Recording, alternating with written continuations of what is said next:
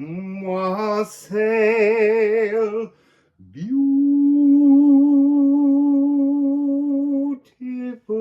people. So, new moon in Sagittarius. It's on a Sunday again, because the last new moon in Scorpio was on a Sunday. It's taking place at 6:21 a.m. GMT Universal Time.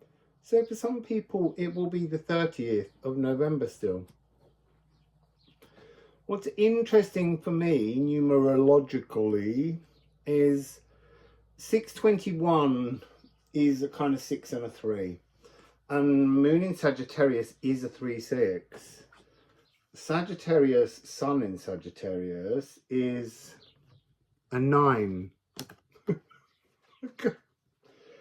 I organised this so that when I picked it up, it wouldn't happen, but 936, you get this energy. There's also mirrors of 6-3, Dark Moon Lilith, because, and then Distill, House 3, 6-6. There's also 3-3, which is Moon in Virgo, which has got some kind of reference to the coming south nodal axis. But there's all this 6-3, 3, 6, 9 frequency that's coming through.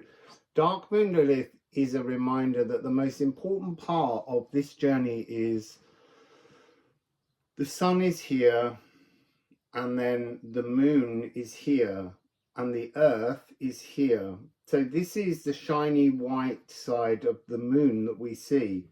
This side round here that's facing the sun, this is Dark Moon Lilith.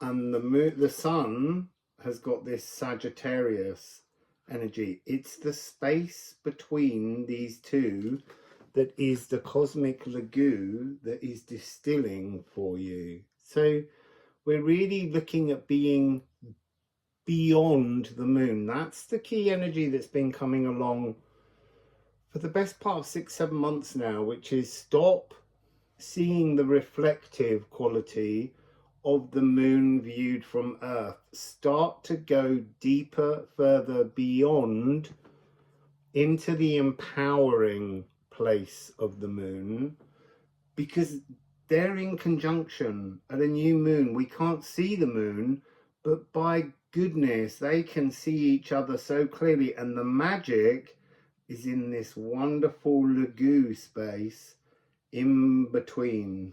So I'm going to put these cards back into the deck because they, they might want to come out. I didn't read anything on them for you, did I? So Moon in Sagittarius, new philosophical mission. Know that you are qualified. If you think you're unskilled, that has to be released. You need to eat that shadow. Eat the unskilled shadow, okay?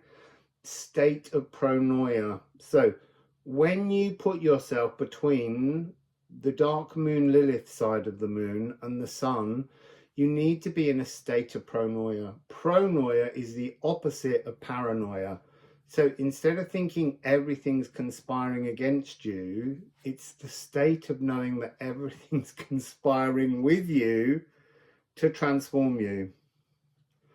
So we also have here the Bard Hero of the Heart. When I was first looking at that or thinking about it, it was talking about the fearless heart. This is a heart that loves. This is a heart that is fearless. It's the Bard Hero. It sings of love. It's been in the orchestral repair shop. It's done. This is courageous. Oh, and fearful. Eat the shadow. Eat the fearful shadow. Be courageous and qualified for a new philosophical mission. So that'll do for those. You can read more. Hopefully I'll have a chance to edit them. But it depends. Because I'm trying to do the party And there's so much information coming through in the party that I'm having to do it piecemeal because it's too much. So let's go for this. Let's see what's in the lagoon between the sun and the moon when they're both in Sagittarius. Remember, this is also a moon in Ophiuchus. I'd forgotten. But so there is a new bolt from the blue opportunity, but also a embracing source available right now. So what do we have? Oh my goodness, that's really interesting. So I'm going to begin with Taurus, a mass density, full symphony orchestra. Look, if you've been to the orchestral repair shop, you've got a full symphony orchestra ready now. And then Moon in Cancer. So fixing in new emotions. And there's something in the colour scheme here of these two that has sympatica. It's very, it's drawn together, it's working together, even though this is fixed earth, this is cardinal emotions. That's the new mission. Your new philosophical mission is to feel different and earth that in, embody it. But you're not going to feel different here in the physical earth. You've got to go to that space between the sun and the moon, that dark side of the moon, where we are free from the over emotionality that usually exists from the pull of the moon. So you're going into a space that's much more calm, much more gentle, much more supportive, much more expansive, because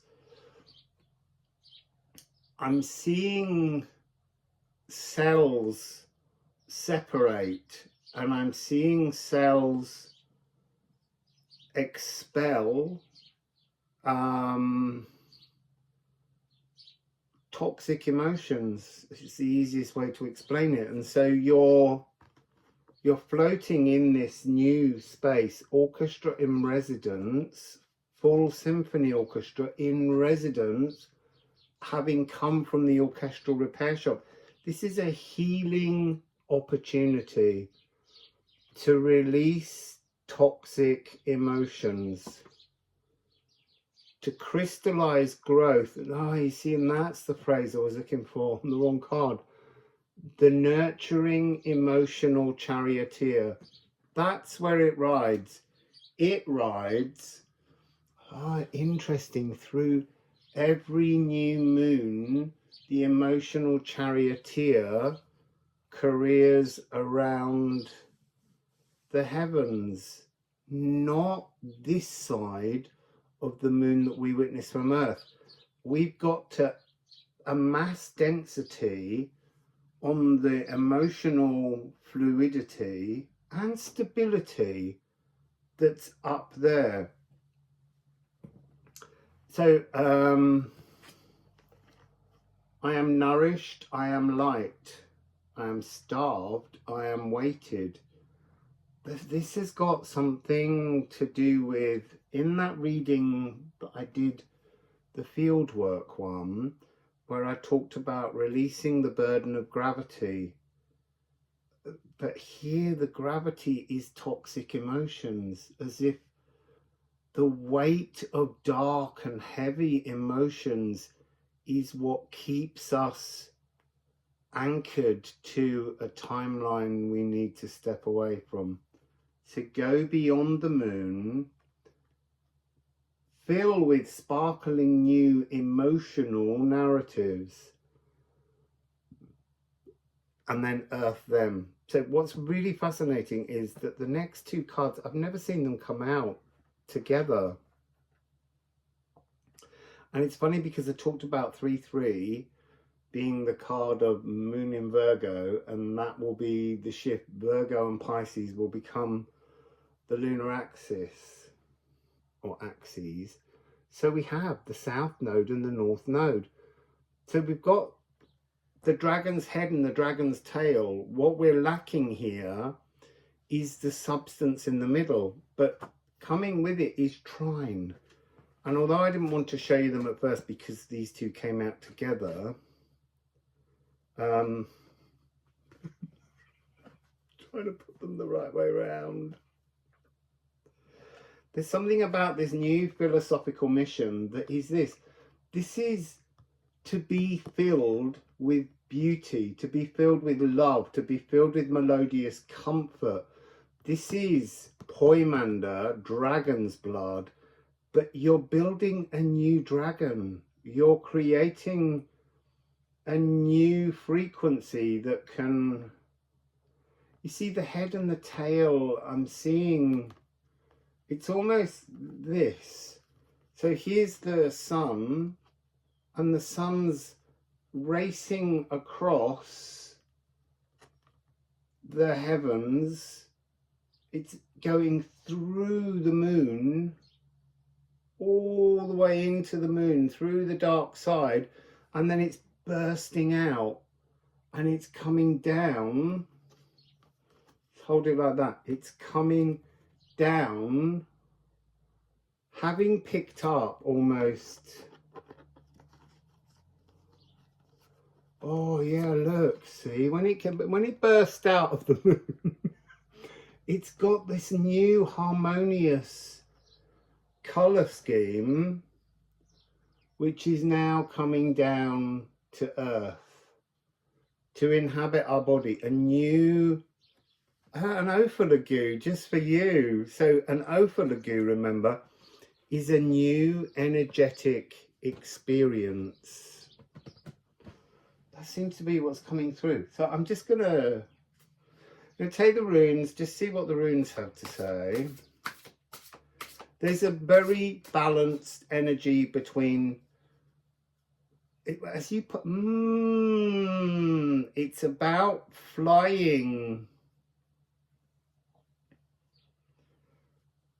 in both masculine and feminine energy, inspired to action, divinely inspired to action in your life. That's the energy that's coming through. So a last message, keep it short. The last message.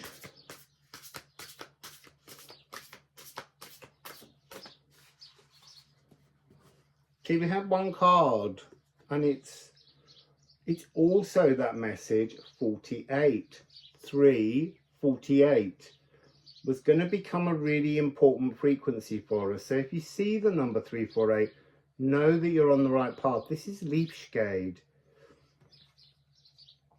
When you come down to the world around you, there is this wonderful energy of the canopy of the natural world cradling you, protecting you, holding your sparkling new dragon.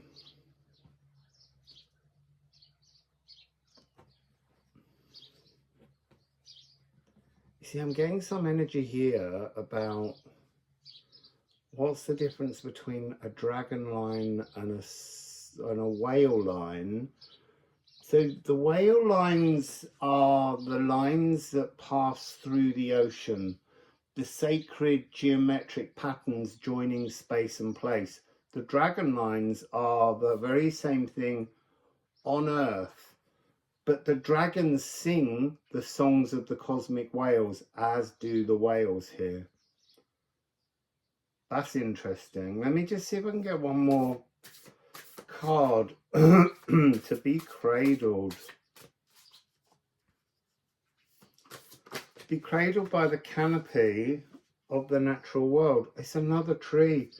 It's supportive. So it's 25. It's oak. But really, oak talks about support. Oak talks about the spirit within the land, within the trees, the Lenvetir, the wights, the sprites that live, the fae, all of those energies. It's talking about tannin. So there's something here about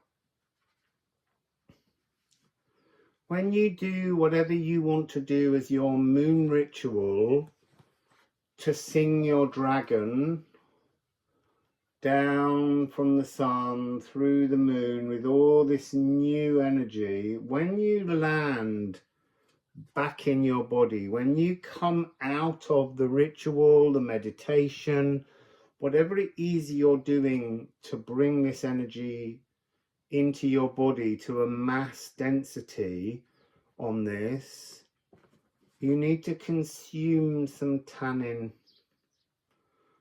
because the tannin will help to invoke the new magic, to sort of open your energetic spheres to hold on to this new emotional singing dragon that's swimming with you.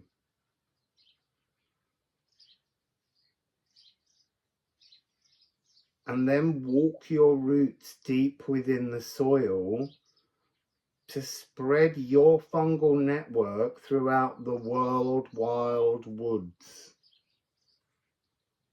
Okay, so that's a lovely little message. I'm just curious as to what's on the bottom of the pack. This one's so important. Biome is a changing. And on the bottom of this, Wickercraft. This is, you know, the female shaman of the Old Norse mythology. This is the visible silence. This is you sitting and amassing, pulling in this new energetic singing dragon. So, all change, people. Wassail.